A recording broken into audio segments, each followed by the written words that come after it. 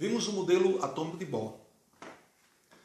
Mas o modelo atômico de Bohr ele só explica o átomo de hidrogênio. Ou se a gente quiser um pouco além, ele explica só os átomos de hidrogênio, né? Ou seja, o átomo de hidrogênio e os átomos hidrogenoides.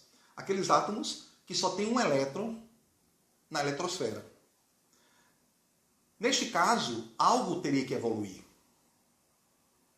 Depois teve o modelo de Arnold-Sommerfeld, tratando as órbitas circulares do modelo atômico de Bohr,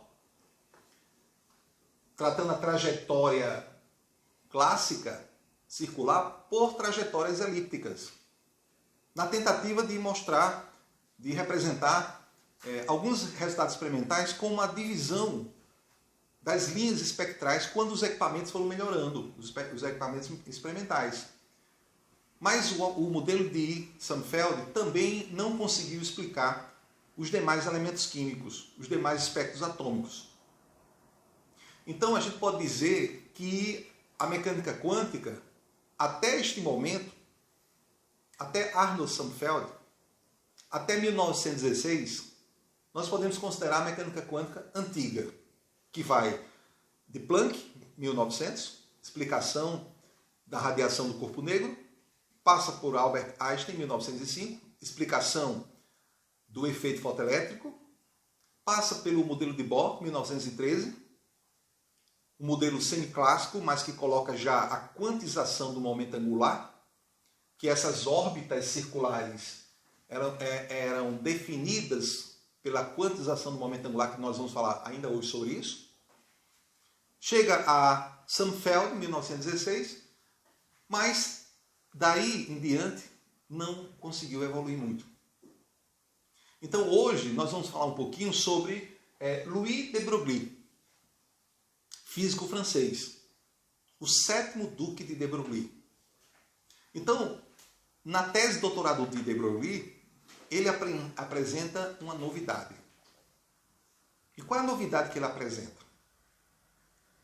Ele apresenta, por exemplo, que a órbita circular de Bohr, ela poderia ser representada não mais por uma trajetória corpuscular, uma trajetória do elétron, uma trajetória clássica. Poderia ser que o elétron ele estivesse numa órbita mesmo, só que essa órbita seria representada não por essa trajetória circular nem elíptica de Sommerfeld. Mas o elétron ele poderia ter um comportamento ondulatório, tá? Então, por exemplo, numa determinada órbita, como eu desenhei aqui, tá? Eu poderia ter que daqui até aqui seria o meu comprimento de onda, tá? Ó, o meu comprimento de onda, né? De um comportamento ondulatório do elétron, né? Ao redor do núcleo. Então, Louis de Broglie propõe isso como uma hipótese. Só que para ele propor isso, ele teria que, nessa proposta, conseguir explicar satisfatoriamente o modelo do átomo de hidrogênio. Tão bem explicado por Bohr. Isto é, se Bohr diz que o momento angular que gera o raio, né, dessa órbita estacionária, o momento angular é quantizado, se de Broglie estiver correto, por essa explicação aqui, ele tem que chegar no mesmo resultado. Se de Broglie estiver correto, em 1923, na sua tese de doutorado, ele terá que provar também, e terá que demonstrar também, a partir do modelo dele, explicar satisfatoriamente também, o espectro atômico do hidrogênio, as raias de emissão, que nós já mostramos aqui. Então, em que de Broglie se baseou? Em que de Broglie se baseou? É isso que nós vamos ver hoje. Tá? Então, nós temos que chegar, a partir das propostas de Broglie na sua tese de doutorado, nós temos que chegar nos mesmos resultados que Bohr chegou. Apesar do modelo de Bohr só explicar o átomo de hidrogênio e os átomos hidrogenoides, Mas de Broglie, se ele está apresentando uma nova proposta, tem que explicar o que Bohr conseguiu e mais ainda, para uma teoria, né, suplementar a outra, evoluir em cima de outra, digamos assim. Então vamos ver o que ele fez? Primeira coisa importante, né? Nós temos aqui uma representação, né, gráfica de um comportamento de uma onda. Nós temos aqui, por exemplo, ó, o comprimento dessa onda aqui, que vai, o lambda aqui, o comprimento de onda, ó, tá? Que vai daqui até aqui. Eu posso dizer também que esse comprimento de onda podia ser a distância entre duas, tá? Entre dois, o que, Lucas? Cristas. Duas cristas. Ó, podia também dizer que é a distância entre duas cristas, tá certo? Então, nesse caso, temos aqui o comprimento de onda. Nós sabemos que essa onda aqui, nós já conhecemos, por exemplo, ó, que a velocidade da luz é igual ao comprimento de onda vezes a frequência da onda. Quantas vezes, por unidade de tempo, essa onda oscila? Tá? É a frequência. Se ela se propaga com a velocidade da luz no vácuo, a velocidade dela é c. Então a gente diz que essa equação aqui é a equação fundamental da ondulatória. Mas essa onda aqui, eu posso estudá-la a partir de equações de onda, as mais variadas possíveis, tá? Eu posso estudar ela a partir de uma equação de onda, por exemplo, aqui que eu vou chamar de psi, tá? Em função da posição, em função do tempo. E nós conhecemos na matemática algumas funções matemáticas que têm comportamento periódicos, igual à onda. Que funções são essas? São as funções trigonométricas. Então, a equação de onda, ela pode ter uma representação, onde eu vou chamar aqui, ó, da amplitude da onda, que seria aqui, ó, o máximo dela, então mais A, é a amplitude aqui, ó. Aqui seria menos A. Eu tenho a amplitude da onda, multiplicado, por exemplo, por seno, a velocidade angular vezes o tempo aqui, por exemplo, ó. Eu posso ter uma equação de onda desse tipo, uma equação simples. Mas eu posso ter vários tipos de equações de ondas, das mais variadas ondas possíveis. Então, a equação de onda e o estudo de onda já era muito conhecido naquela época. Então, de Broglie conhecia isso aqui como ninguém. Conhecia muito além disso aqui. Mas de Broglie também conhecia, pessoal, o que são ondas estacionárias. Então, o que são ondas estacionárias? Imagina aqui dois anteparos, a distância entre eles é L. Tá? L de comprimento, né? Eu coloco aqui uma corda presa nesses dois anteparos, do lado esquerdo e do lado direito. Se eu perturbar essa corda, né? Se eu perturbar aqui, ó, pá, essa corda vai vibrar. Vai vibrar. Tá? Esse movimento aqui é um movimento periódico. É um movimento ondulatório. E é esse movimento ondulatório aqui, ele não vai poder assumir aqui qualquer comprimento de onda. Ele vai assumir comprimentos de onda específicos. Então entendam que essa parte aqui é um pouquinho, uma revisãozinha de ondas. Tá? É uma revisão rápida. Muito embora mais na frente nós vamos aprofundar mais um pouco aqui. Mas aí quando eu perturbo, eu posso ter, por exemplo, essa situação aqui, ó, onde há uma vibração, tá? Há uma vibração aqui, como fosse, ó, de meio comprimento de onda. Eu posso ter a vibração onde eu tenho, ó, um comprimento de onda, ou seja, um comprimento de onda completo. E assim sucessivamente, ó. Aqui eu tenho um comprimento de onda e meio comprimento de onda. Eu tenho 1,5 comprimento de onda. Aqui eu tenho, ó, um comprimento de onda, né, igual a esse aqui, ó, mais outro comprimento de onda. Eu tenho o quê? 2 comprimentos de onda, eu tenho 2 lambda. Então a gente percebe que nesse caso aqui, ó, se eu tenho aqui meio comprimento de onda, se eu tenho aqui um comprimento de onda, Se eu tenho aqui 1,5 comprimento de onda. Se eu tenho aqui 2 comprimentos de onda. Todo mundo é capaz de saber que o próximo aqui, se eu fosse representar, e eu poderia ter infinitas representações, eu teria o quê? 2,5 comprimentos de onda, 3 comprimentos de onda. Será que dá para escrever alguma equação com isso aqui? Ora, eu posso chamar isso aqui de n igual a 1. Tá? Eu posso chamar isso aqui de n igual a 2. Tá? Existe até um nome aqui, né? Primeiro harmônico, segundo harmônico, terceiro harmônico. É isso, Lucas? Resultado, ó. Olha o que vai acontecer aqui, ó. Como é que eu represento isso? Olha, eu posso representar assim, ó, que L, que é a distância daqui até aqui, é igual, tá, a 1 que multiplica meio comprimento de onda. Tá? Como é que eu represento esse outro aqui? Olha, L, nesse segundo aqui, vai ser o quê? 2 que multiplica meio comprimento de onda. Quando eu cortar 2 por 2, tá? Vai dar um comprimento de onda. Ó. E assim sucessivamente. Como é que seria isso aqui? Esse L seria o quê? 3 vezes meio comprimento de onda. 3 dividido por 2, 1,5 comprimento de onda. E assim sucessivamente, nós podemos agora generalizar. Podemos ou não? L, que é o comprimento aqui, ó, daqui até aqui, vai ser igual a quem? Ó? A N meio comprimento de onda. Ó. Tá certo?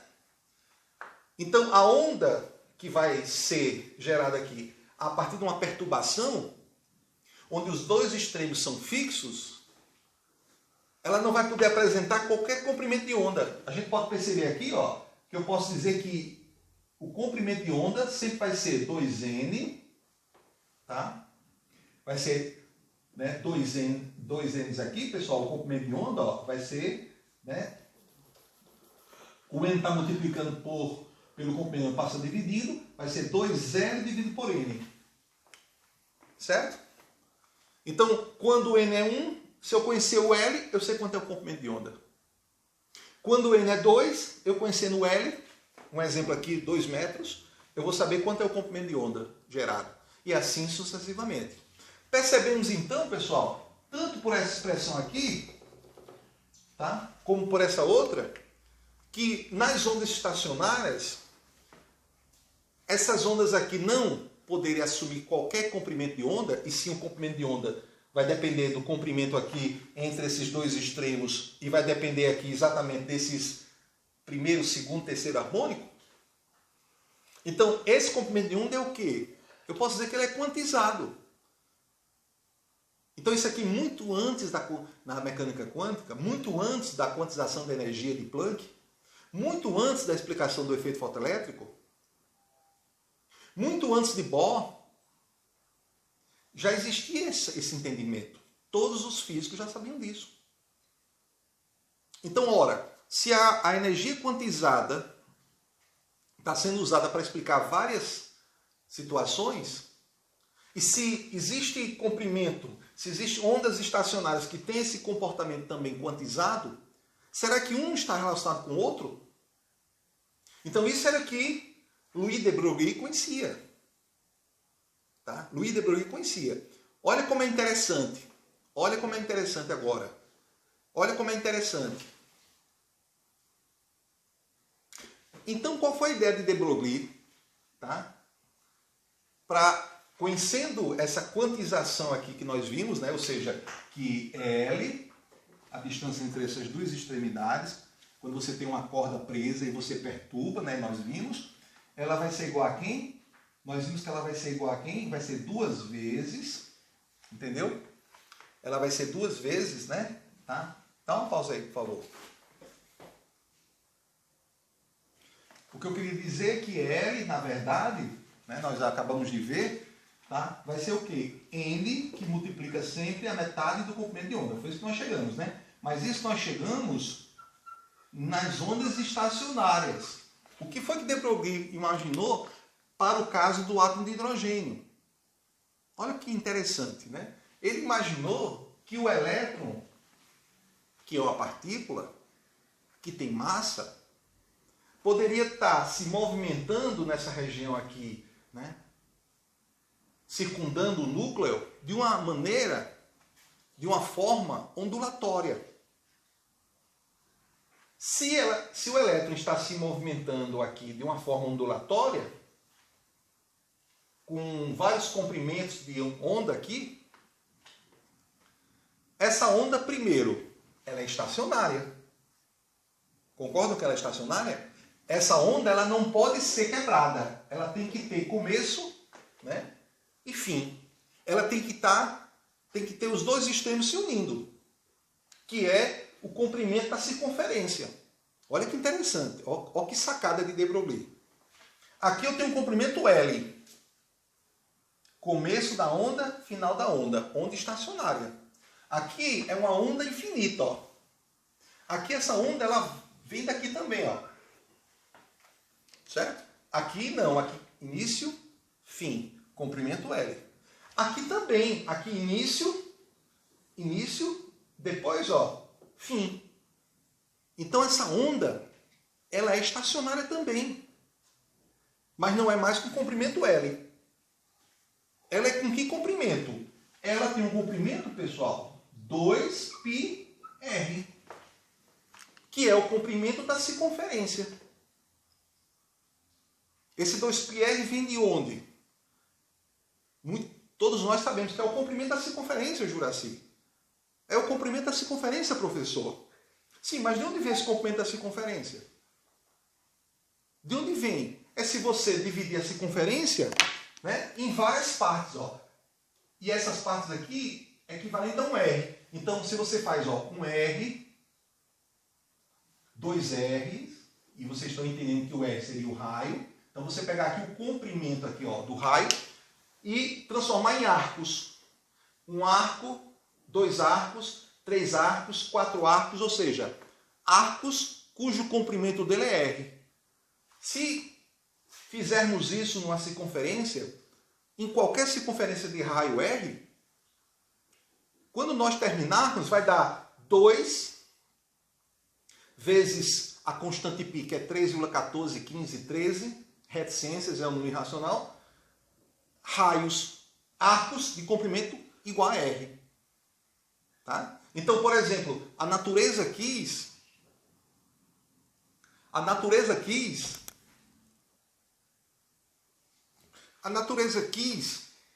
que quando a gente vai dividir uma circunferência, isso aqui não tem nada a ver com de Broglie, isso aqui não tem nada a ver com modelo atômico, isso não tem nada a ver com mecânica quântica, apenas só para lembrar de onde vem esse 2πr, né?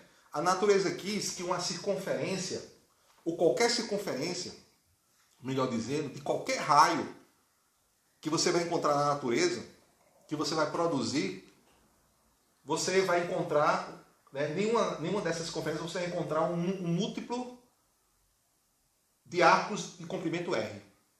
Né, inteiros, na verdade. Poderia ser 6R o comprimento da circunferência. Isso quer dizer o quê? Que toda circunferência era composta por 6 arcos, cujo comprimento do arco era igual ao raio. Mas não é assim. Poderia ser 4R o comprimento da circunferência. Quer dizer o quê? Que toda circunferência era composta de 4 arcos, cada arco, o comprimento igual a R. Mas não é assim que a natureza quis. A natureza quis que fosse 2πr, descoberto pelos matemáticos. Mas aí voltando para de Broglie. Ora, de Broglie quer colocar ondas estacionárias aqui, que vai ser, digamos assim, executadas pelo comportamento do elétron. Mesmo o elétron sendo partícula. Mas o elétron teria um comportamento ondulatório, e aí, ao redor aqui, vai ter ondas estacionárias. Só que o comprimento total não é mais zero, como todos entenderam, é 2πr. Então, esse 2πr aqui vai ser igual a quem? Olha, vai ser igual a n comprimentos de ondas que vai circular o núcleo. N comprimentos de onda. Por exemplo, neste caso aqui, especificamente aqui que eu fiz esse desenho aqui para ilustrar, gente. Olha, eu coloquei aqui como sendo uma onda completa, né? Mais ou menos nesse sentido aqui, tá certo? Uma onda completa, ou seja, um comprimento de onda completo, tá certo? Aqui está o encontro de duas cristas, tá? Começando aqui, ó, mais outro comprimento de onda, 2. Começando aqui, ó, 3, tá? E 4. Aqui no caso seria um 4. Então, o comprimento da circunferência completo equivaleria, ou seja, 2πr equivaleria, neste caso aqui específico, a 4 comprimentos de onda. Tá? A 4 amostras de um comprimento de onda. Mas a gente percebe que aqui eu posso ter só ondas também bem específicas, porque vai depender do 2πr. Eu não vou poder ter qualquer comprimento de onda aqui não. Porque quando eu tiver a onda, ela vai ter que ir ao total da 2πr. Eu posso dizer então que eu posso ter, gente, 2πr, tá? Eu posso ter aqui 2πr, tá? Vai ser igual a n comprimentos de onda. Olha, eu posso fazer isso. Então eu vou ter comprimentos de ondas específicos, também quantizados. Porque aqui são ondas estacionárias, igual aqui. Percebam que nos livros textos de mecânica quântica, sempre vem as ondas estacionárias sendo explicadas aqui. Mas às vezes falta esse casamento. Explica as ondas estacionárias e depois vem com de Broglie, mas não mostra isso, já vai direto para o resultado. Tá? Mas vamos lá. Olha que interessante. Olha que interessante. O que é que nós temos aqui? Tá? Nós temos aqui uma relação que eu posso escrever como sendo R, tá? E esse raio aqui é o mesmo raio de Bohr. Melhor dizendo, o raio, né, do átomo de hidrogênio. Não é ainda o raio de Bohr, aquele raio 0,529 anos. Não é isso que eu quis dizer. É o raio de uma circunferência de uma órbita estacionária do modelo de Bohr. Pronto. R. A gente percebe aqui que esse R aqui, ele vai ser igual a quem? Ó, a N, que multiplica o quê? O comprimento de onda sobre 2π. Perfeito? Vamos guardar isso aqui? Olha, vou guardar isso aqui. Tá? Se alguém perguntar para você, de onde veio isso? Veio da interpretação que de Broglie pensou que poderia ter ondas estacionárias ao redor do núcleo. Ou seja, ao invés de ser uma trajetória clássica, circular, que eu vou usar força centrípeta, como nós utilizamos, e chegamos exatamente, né, no raio do modelo de Bohr, mas com outro detalhe, né? Nós chegamos a uma expressão para o raio do modelo de Bohr a partir da quantização do momento angular. Não vamos esquecer disso. Por enquanto eu não falei em quantização do momento angular. Lá no modelo de Bohr, Bohr postulou isso. Bohr postulou que o momento angular era quantizado. Daí que nós tiramos os raios específicos, raios estacionários, digamos assim, que geraram as órbitas estacionárias do modelo de Bohr, do famoso modelo de Bohr, do átomo de hidrogênio. Perfeito. Temos isso aqui, não é isso? O que é que de Broglie acrescentou mais ainda? De Broglie estava em 1923. A tese dele foi defendida em 1924. Naquela época já existia o quê? A teoria da relatividade. Naquela época todos já sabiam que a energia era massa, velocidade da luz no vácuo ao quadrado. A famosa equação de Albert Einstein da teoria da relatividade. Também em 1923, durante a escrita da tese de doutorado de Broglie, na França, em Paris, já se sabia que a energia era quantizada. Planck, Albert Einstein tinha usado e Bohr tinha usado também já. Tá? Olha que interessante. Ora, se a energia é mc ao quadrado e se a energia é hν, e esses dois casos aqui estão relacionados, pessoal, com luz, porque de onde essa expressão aqui foi usada no efeito fotoelétrico, que é uma luz incide no metal e a partir dessa energia aqui do fóton expulsa o elétron, não foi isso? Robert Millikan, americano, também fez experimentalmente, provou que a teoria de Einstein estava certa com o efeito fotoelétrico. Então, essas duas fórmulas, essas duas equações, elas estão claramente interligadas, energia e energia. Posso fazer o que aqui? Igualar. Então, mc ao quadrado é igual a H vezes a frequência. O que é que nós sabemos da frequência relacionada com comprimento de onda e velocidade da luz? Nós sabemos aquela famosa equação que eu já mostrei hoje aqui, né? Deixa eu ver, eu vou fazer aqui ela. Ó, nós sabemos que velocidade da luz é comprimento de onda vezes a frequência. Então, onde tem frequência, ó, frequência, Ni, é igual a velocidade da luz sobre, tá? Comprimento de onda. Tá certo? Comprimento de onda está multiplicando, passou dividindo, tá certo isso aqui. Vamos substituir? Olha que interessante. Olha o que vai acontecer aqui, ó.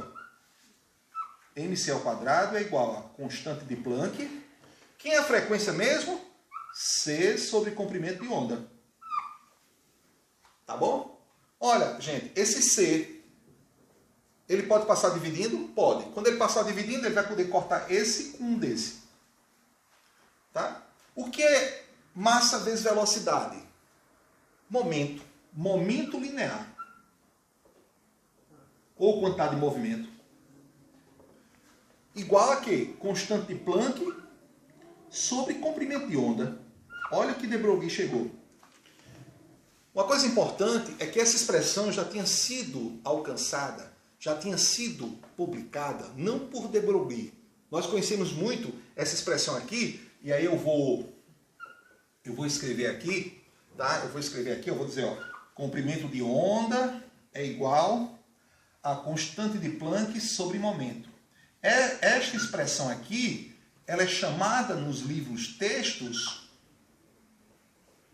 tá? De comprimento de onda da matéria, ou comprimento de onda de de Broglie. Mas essa expressão, quem chegou foi Albert Einstein, a partir dessa expressãozinha aqui, de igualar essas duas energias. Então, de Broglie já conhecia. Ele aplicou, certo? Ele aplicou. Olha que interessante. Com essa expressão aqui, será que a gente pode aplicar alguma coisa aqui? Olha o que nós vamos fazer, tá? Eu estou precisando de espaço. Agora, com espaço, olha que interessante. Eu tenho essa expressão aqui, raio, tá?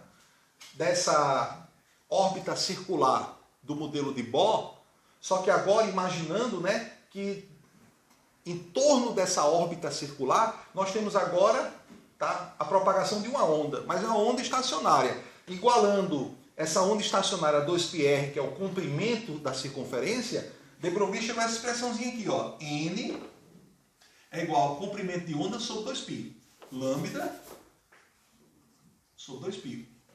Tá bom? Gente, olha que interessante. Vou chamar essa equação aqui, ó,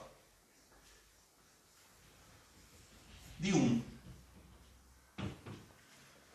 E a famosa equação que aparece muito quando alguém fala de Broglie, nos livros textos, nos vídeos, nas videoaulas, nas aulas, né, de universidade, de escola, tudo. Toda vez que alguém fala em de Broglie, já vem com a expressão, né? Ó, pessoal, comprimento de onda de Broglie, tá? É a constante de Planck sobre o momento. Tá? Isso aqui, ó, tá? Eu vou chamar de equação 2. Né? Pouco se fala dessa expressão. Pouquíssimo. Tá? Agora, o que é que nós percebemos aqui? Ó? Será que eu posso substituir esse lambda? Que eu disse a vocês que essa equação, Einstein já tinha publicado ela. Que todo mundo disse que é de Broglie. Ele usou, aplicou ela. Eu posso substituir aqui? Vamos substituir? Olha o que vai acontecer. Ó. Atenção todo mundo. Ó. R é igual a N. Quem é lambda aqui? Ó? H. Certo? Sobre, né? Como tem P aqui, eu posso colocar P e eu coloco aqui o 2π, ó. Tá certo? Então, no caso aqui, pessoal, tá certo aqui, tá? N, esse lambda aqui, já existiu o lambda, eu troquei por H sobre P, tá certo.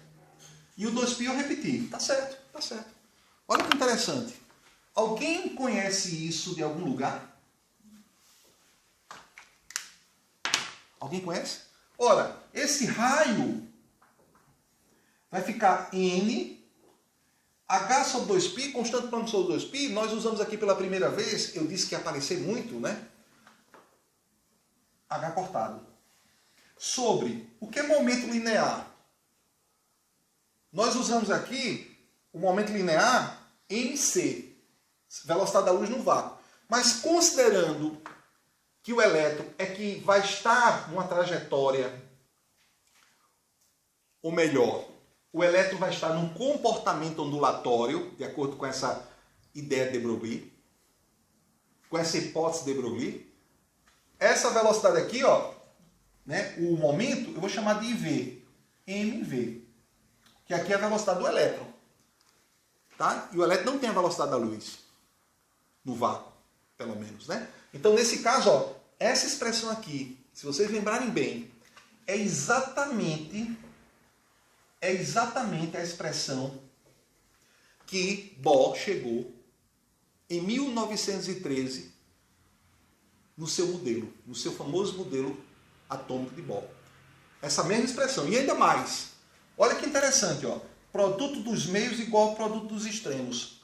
Olha, eu posso escrever isso aqui como sendo o quê, pessoal? Ó, M, V, R é igual. Olha a emoção aqui, ó. Olha que interessante. Né? Produto dos meios igual ao produto dos extremos. MVR é o que, pessoal? Que nós aprendemos? É momento linear vezes o raio. Momento linear vezes o raio é o momento angular.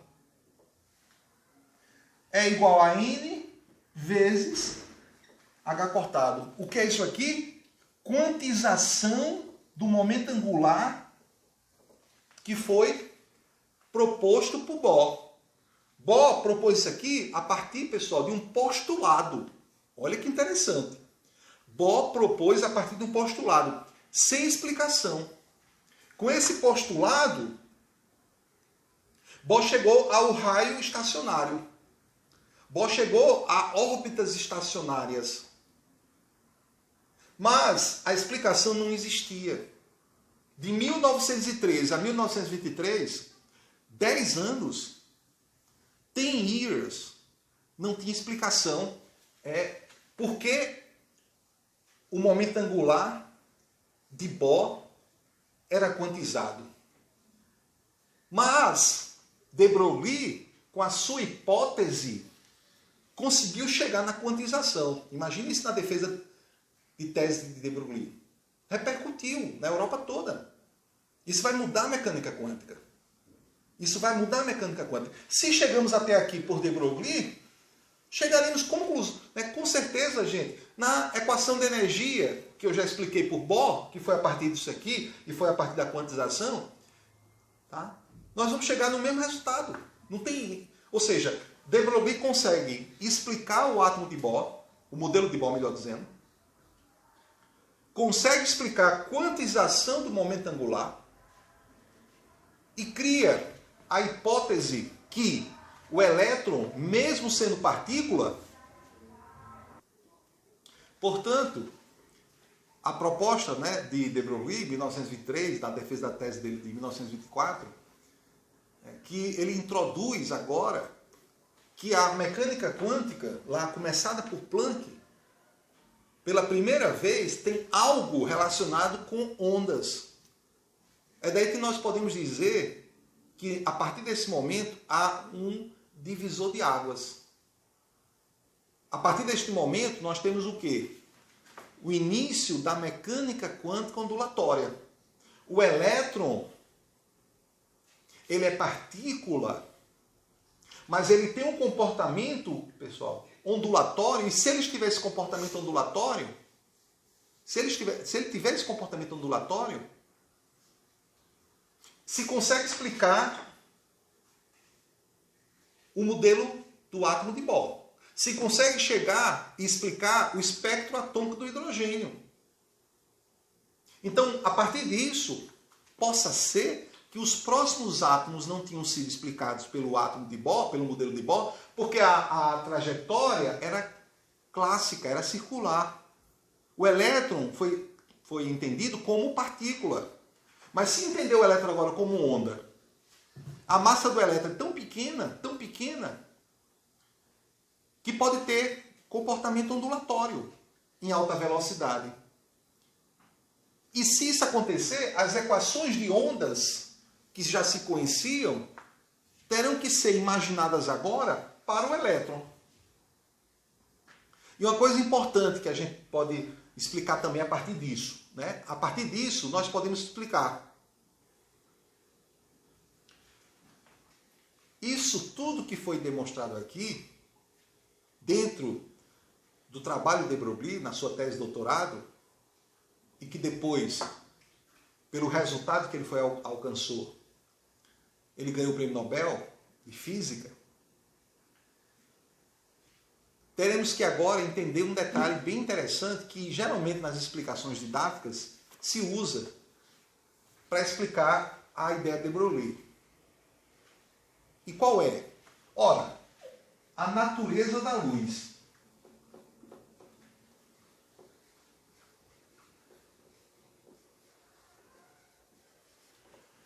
Qual é a natureza da luz? De acordo com Christian Huygens, a luz é onda. Mais de 100 anos, a luz foi considerada onda. A luz tem um comportamento ondulatório. Mas quando Einstein, em 1905, conseguiu explicar o efeito fotoelétrico a partir da quantização da energia, ele imaginou que a luz era formada por pequenas partículas, pequenos corpúsculos. Então, para o efeito fotoelétrico, a luz era o quê? Corpuscular. Então, a luz não era onda, era corpúsculos. Certo? Ora, se a luz tem comportamento ora de onda, ora de corpúsculos, e que depois o americano Robert Millikan chamou esses corpúsculos, quando ele estava fazendo os experimentos para testar a teoria de Einstein, no seu laboratório lá nos Estados Unidos, utilizando o circuito elétrico, medindo a DDP, medindo a frequência da luz que incidia no metal, trabalhando com vários metais, ele chamou esses corpúsculos de fóton. E daí o efeito fotoelétrico. Então, quem chamou fóton pela primeira vez? Quem publicou pela primeira vez? Robert Millikan. Então, se ele conseguiu comprovar a teoria de Einstein, a luz realmente é composta de corpúsculo, esse corpúsculo ele chamou de fóton. A energia do fóton, hν, de um único fóton. Perfeito. Então, ora, a luz, ela pode ser ora onda, ora partícula. Se ela pode ser onda ou partícula, a partir do entendimento de Broglie, e aí ele fez esse entendimento matemático, aí ele chegou nas expressões que nós já demonstramos aqui, ele consegue mostrar a quantização do momento angular de Bohr, que foi proposto por Bohr, a partir de um postulado, ele consegue provar. Ele imaginou o seguinte: então, o elétron, ou a matéria, o elétron é matéria. O elétron tem massa. Então, o elétron é corpúsculo. Tá? O elétron é corpúsculo. Mas, ora, se a luz pode ser, ou melhor, a luz é onda e pode ter comportamento corpuscular, como no efeito fotoelétrico, a luz pode sair de uma fonte luminosa como onda, atingir o anteparo e sensibilizar, por exemplo, um papel fotográfico como corpúsculo. A luz pode sair de uma fonte luminosa como onda e atingir um metal e expulsando o elétron do metal como corpúsculo, ou seja, a luz ora onda, ora corpúsculo, ora onda, ora partícula. Porque a matéria que já é corpuscular, que já tem massa, o elétron, por exemplo, o elétron aqui, ó, já tem massa. Ele já é corpúsculo pela própria natureza. Mas será que se o fóton, tá? Se o fóton, ele é um corpúsculo sem massa, por que o elétron que tem massa não poderia ser onda? Tá? Então, essa questão aqui se diz muito, né, a partir de uma forma de transmitir didaticamente falando, né, que ele usou a simetria da... Se a luz pode ser onda e partícula ao mesmo tempo, por que a matéria também não pode ser onda e partícula? Tá? Então, nesse caso aqui, tá, isso aqui é mais uma maneira de entender o que de Broglie queria, mas o mais importante que eu entendo é mostrar que a partir desse entendimento e a partir do desenvolvimento de várias equações, aqui só tem uma parte delas, que ele consegue primeiro comprovar, explicar, digamos assim, o modelo de Bohr. Tá certo? Ele consegue explicar o modelo de Bohr. Mas tem mais um detalhe. Qual é o detalhe? Tem mais um detalhe. Não é explicar só o modelo do átomo de Bohr que está tudo resolvido. De acordo com de Broglie, o elétron pode ter comportamento o quê? O elétron é matéria, pode ter comportamento ondulatório. Ora, se é verdade isso, temos que ir para os laboratórios de física experimentais e elaborar experimentos com elétrons, com raios catódicos. O que são os raios catódicos? Né? São elétrons em movimento, em alta velocidade. Então temos que pegar esses elétrons e ver se de Broglie está certo, ver se ele tem comportamento ondulatório. Qual é um dos fenômenos que só acontece, que só tem explicação a partir do comportamento ondulatório? Qual é? A difração. Você só tem uma difração a partir, né, de algo que é onda. A luz, quando tem comportamento ondulatório, ela difrata. Por exemplo, aquele famoso experimento de Young, a dupla fenda. Quando a luz passa por duas fendas, acontece a famosa difração. Acontece a interferência construtiva, destrutiva e tem um padrão de interferência que nós já falamos. Se de Broglie tiver certo, se o elétron pode ter comportamento ondulatório, que matematicamente e fisicamente ele já conseguiu provar, alguém tem que ir no laboratório verificar isso. Foi isso que ele colocou na própria tese de doutorado dele.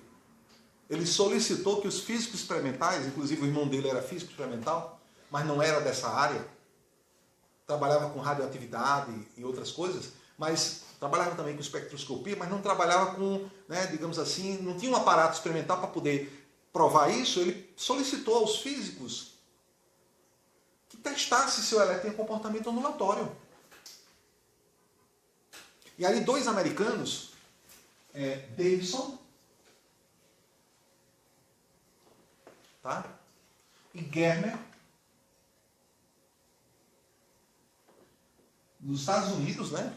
Dois americanos lá nos Estados Unidos, um laboratório de alta tecnologia, eles conseguiram em 1926, tá, ó, 3 anos depois, eles conseguiram, os dois, mostrar o padrão de interferência da difração de elétrons. Ele conseguiu experimentalmente mostrar que os elétrons, sim, podem ter comportamento ondulatório. Sim, a teoria de Broglie estava certa. Então, de Broglie, físico teórico. Davidson e Germer, físicos experimentais. De Broglie, 3 anos antes, diz que o elétron pode ter comportamento ondulatório. Se isso for verdade, vai revolucionar a mecânica quântica. Surge nesse momento, inclusive após a comprovação de Davidson e Germer, eu fico imaginando a emoção de Broglie quando soube dessa notícia. Imagina, né, receber um telegrama dos Estados Unidos. Você estava certo, ou você está certo.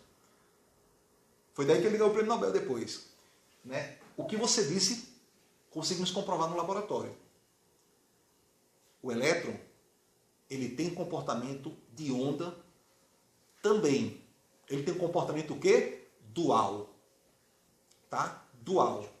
Ora é matéria, ora é onda. Tá? Causou difração? É onda. Então, isso vai mudar o quê? Para a gente finalizar aqui. Eu posso agora, a partir de agora, tentar entender a estrutura atômica não mais com órbitas clássicas, nem elípticas de Arnold-Sommerfeld, nem circulares de Niels Bohr. Eu posso agora procurar interpretar o elétron com a equação de onda. E aí, nós vamos ver isso na próxima aula.